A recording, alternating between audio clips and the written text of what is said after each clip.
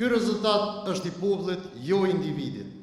Faleminderit për të gjithë ish-kryetarët e komunës së Obiliqit për kontributin e tyre ndër vite, secili ka pasur sfidat dhe sukseset në kohën e tij. Sot unë nuk nisëm me mohimin, por me respektin për ata që ndërtuan këtë komunë. Në një shtet të ri si Kosova, ku sakrifica e popullit për çlirimin e dheut është e madhe dhe kujtimet janë të freskëta, ku shumë plagë ende janë të hapura, politika nuk duhet të jetë privilegj. Politika është përgjegjësi. Nuk është pozitë që mbyllet pas nesh, por dritare që duhet hapet për të gjithë.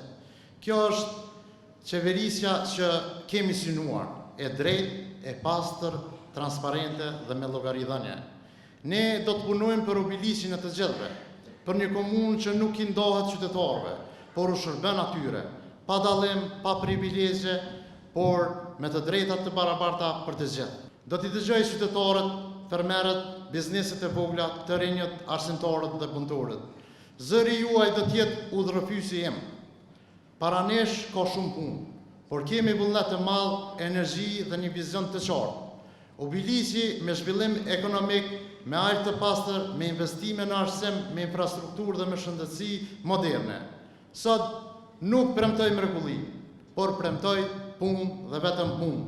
Po premtoj drejtësi dhe vetëm drejtësi. Po premtoj integritet. Po premtoj se në këtë komunë askush nuk do të jetë i paprekshëm. Të paprekshëm do të jetë vetëm ligji dhe interesat e qytetarëve.